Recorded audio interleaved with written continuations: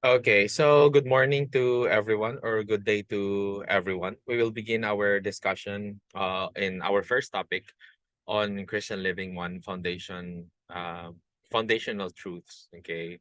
So the topic that we are going to discuss is about the existence of God, okay, or the belief in the existence of God. Okay. It's because the existence of God is the primary belief that Christians have. At itong belief na ito, dito umusbong lahat ng kanilang paniniwala. Okay? Um, about kay God, ano yung activity nila, ano yung plano ng Diyos, ano yung mga actions ng Diyos, activities ng Diyos, as revealed in the scriptures. Okay? So, um, the belief in God is very important to establish as we proceed in our discussions sa mga topics natin dito sa subject natin na ito. Now, when we say belief in God, I think most of us believe in God. Okay, it's because most of you are. I assume that most of you are Christians by religion. Okay, so you do believe in God. Now, let me ask you this. What are your reasons why you believe in God? Okay? So, ano kayo yung mga reasons ninyo bakit naniniwala kayo na mayroong Diyos? So, come to think of it, pinanganak ka, um,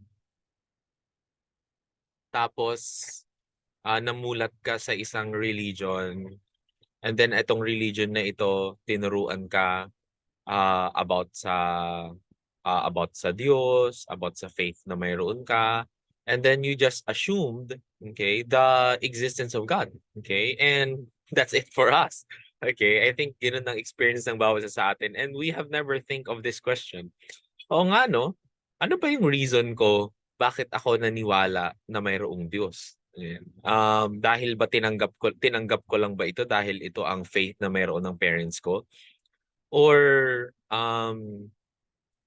ito bang ito bang belief na mayroon ako ay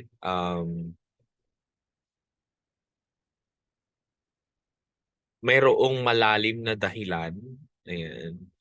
Doon sa class ko kanina, I have asked this question, and then ang sagot niya is he believe in God because mayroong buhay siya na nai-experience. Okay? So he correlates life to the existence of God. Okay? Yung isa naman medyo malalim yung kanyang sagot. Ayan.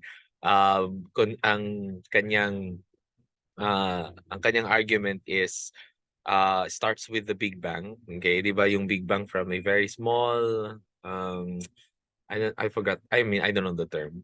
Small particle, okay? And then it expanded. And so parang ang tanong niya, saan nagsimula itong particle na to? Okay? So um yun din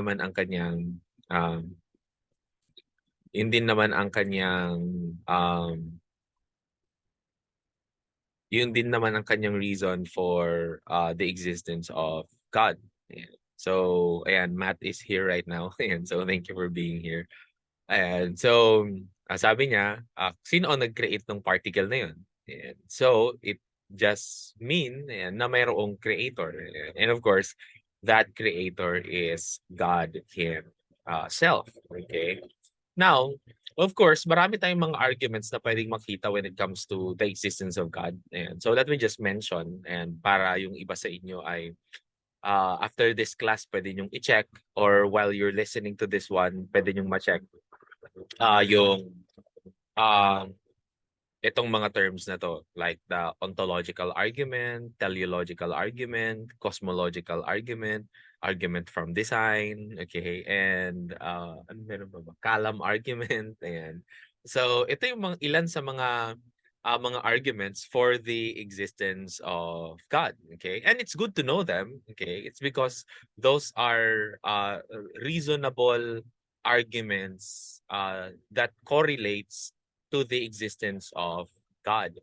But what I want us to do right now is to look at the scriptures, or to look at the Bible on what it says about the existence of God. Now, the first one is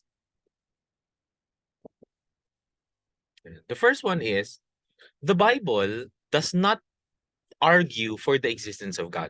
Okay? Ang Bible, hindi siya nag-argue for the existence of God. Actually, it just assumes the existence of God, na mayroong Diyos. Kasi yung biblical world, okay, yung mundo na ginagalawan ng Bible during that time, is meron silang assumption ng Diyos. Ang tension lang, ang conflict lang when it comes to the belief in God is, who is this God that they need to believe to? Okay? So ito ang present ng Bible when it comes to God. Kaya sabi sa Genesis chapter 1 verse 1, in the beginning God created the heavens and the earth. So nung pasimula, nilikha ng Diyos uh, ang heavens, ang kalangitan, at ang sangkalupaan. Ayan. So create ng Diyos ang lupa at ang langit. Okay? Or it's just a summary of everything that exists. Okay? So God created everything that exists. So the Bible presents God as the creator. Siya ang nag-create ng lahat ng bagay na nag-i-exist. Now, kung siya ang nag-create ng lahat ng bagay na nag-i-exist, ang sabi sa Psalm chapter 19 verses 1 to 6, Psalm chapter 19 verses 1 to 6 tells us that the heavens declare the glory of God, the skies proclaim the work of his hands, day after day they pour forth speech, night after night they display knowledge, there is no speech or language where their voice is not heard. Their voice goes out into all the earth, their words to the ends of the world. In the heavens he has pitched a tent for the sun, which is like a bridegroom coming forth from his pavilion, like a champion rejoicing to run his course. It rises at one end of the heavens and makes its circuit to the other. Nothing is hidden from its heat. Okay? So, since God created everything that exists, the heavens in particular, in Psalm chapter 19, verses 1 to 6, God's handprints are seen in His creation. Okay? So yung signature na identity ng Panginoon, signature na na personhood ng Panginoon is nagre-reflect sa kanyang creation. Or in other words, yung kanyang existence ay nagre-reflect sa kanyang creation. Okay? Because He created the heavens and the earth. He created the heavens in particular, the sky, the stars, the moon, the sun, okay, na pinoproclaim or ini-state nitong Psalm chapter 19 verses 1 to 6. Okay? Parang mga arts din siya, di ba? I'm not an avid fan of arts or even painting. Okay? Pero I know some painters, okay? And itong mga painters na ito or yung mga paintings nila ay nagre-reflect ng kanilang identity at ng kanilang personhood, okay? Or ng kanilang personality, okay? So, halimbawa, pag mayroong mga experts when it comes to art, tapos nakita nila ang isang painting. And then itong painting na ito, mayroong certain brush stroke, mayroong certain line, mayroong certain elements, okay? Masasabi nila kaagad kung sino itong painter na ito. It's because that is the signature, okay, of that painter, okay? Or yan ang it's because the paintings reflect the painter. Kaya malalaman nila kaagad kung sino itong painter na to. Ay, si Picasso yan. Ay, si Vincent van Gogh yan. Ay, si ano yan, Michelangelo yan. It's because their work reflects and mirrors their very existence. Okay? The same din when it comes to the creation of God. Na ang creation ng Panginoon ang nagmi-mirror at nagre-reflect, okay, ng kanyang existence. Kaya naman pala, when we try to look at when we like to look at the ancient people, ayan, they are scattered, right? They are scattered all around the world. Okay? Yung mga ancient people, okay, they are scattered around the world, tribal groups. And then, hindi naman sila nag-uusap-usap, wala naman silang influence over the one over the other, okay? Pero mapapansin niyo, they have this universal idea of a supreme being. Okay? Meron silang idea about sa Diyos. Lahat ng ancient people, okay, they believe that there is someone bigger than them. There is someone who created them and everything that exists. Okay? Why is that so? It's because when they look at the vastness of the ocean, when they look at the greatness of the mountains, when they look at when they feel the warmth of the sun, when they reflect on the seasons, when they contemplate on life, nag, nag, nag-i-invoke ang creation ng Panginoon ng worship. Nag-i-invoke ang creation ng Panginoon ng thought or ng idea that there must be someone bigger than them and greater than them that they need to worship. Kaya ano ang kanilang ginawa? They tried to represent who this God is. They tried to create an idea on who this God is. Kaya din naman, nagkaroon ng iba-ibang ideas when it comes to God. It is because they want to make sense, okay, of these feelings that they have, this experience that they have every time they reflect and contemplate on God's creation. Okay? No matter how flawed their ideas may be about God, pero, okay, iisa pa rin ang katotohanan that the belief in God is a universal idea. And ito rin naman ang dinideclare ni Paul sa Romans chapter 1 verses 19 to 21. Ang sabi niya, since what may be known about God is plain to them, because God has made it plain to them. For since the creation of the world, God's invisible qualities, his eternal power, and divine nature have been clearly seen, being understood from what has been made, so that men are without excuse. So kaya pala nag-i-evoke ng worship, kaya pala itong experience na meron sila, they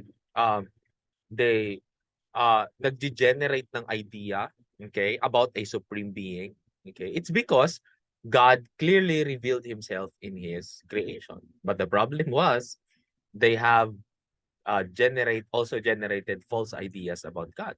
They made idols, they worship the sun, they worship the river, they worship the seasons, okay, so on and so forth.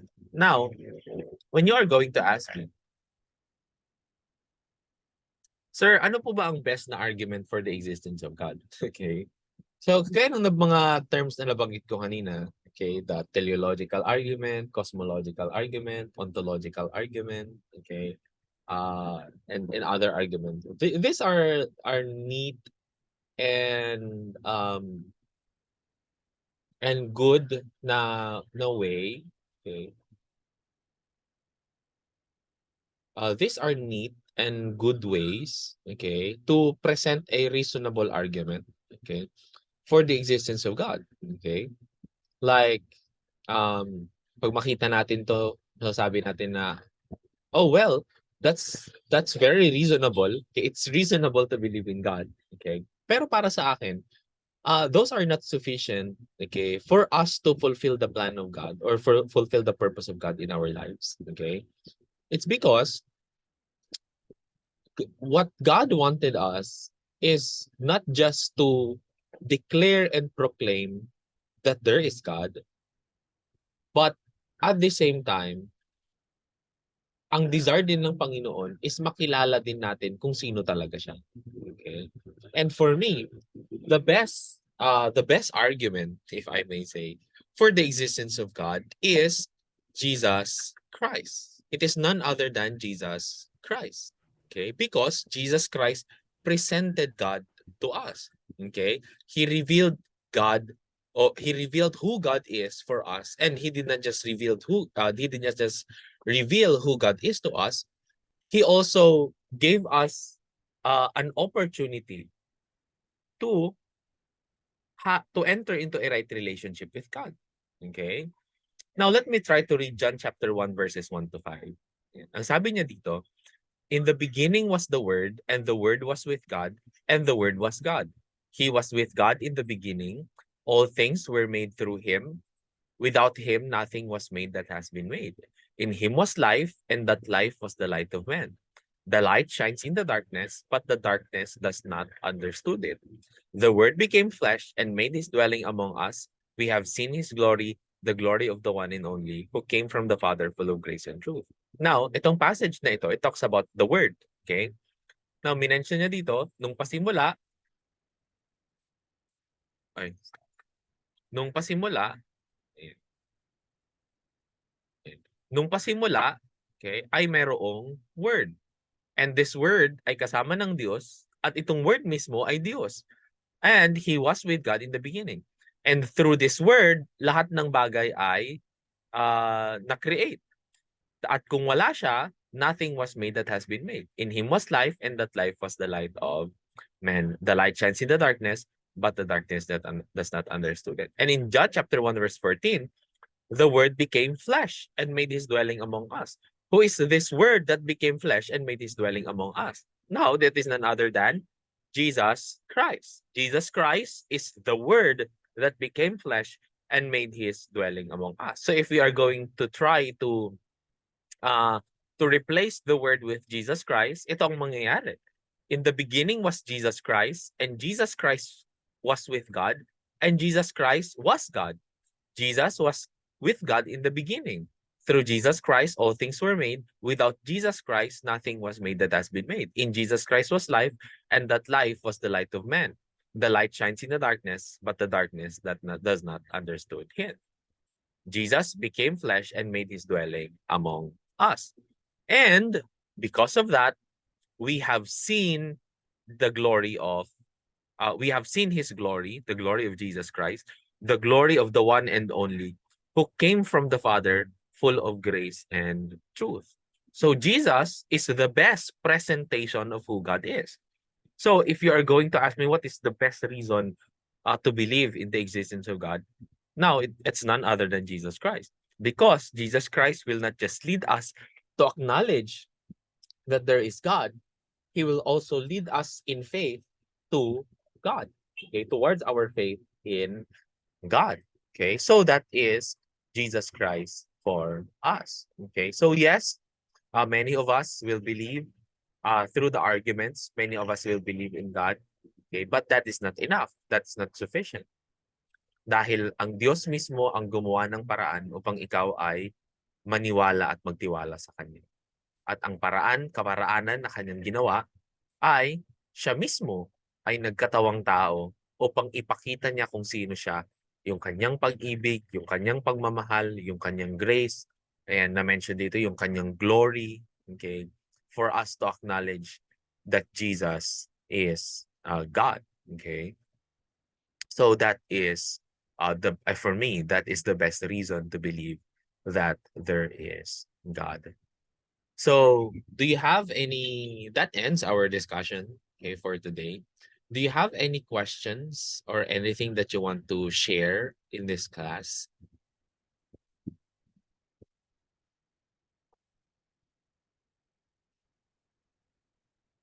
Okay, so if you have no questions, if you have no concerns, meron tayong activity or actually quiz, ayan, dito sa na na-post ko sa LMS. Ayan. So make sure that you are going to look on it, okay? And take the quiz as well. Ayan. So pag hindi pa kayo naka-join sa class, ayan, kindly. So pag hindi pa kayo naka-join sa class in natin, and I'm going to send the code ayan sa LMS and para maka-join kayo. Ayan. So thank you ayan sa mga nandito for today, si Matt, si Althea, at saka si Francis Ian, I think that's your name. Francis Ian. So that would be all and thank you. See you around sa class. Bye.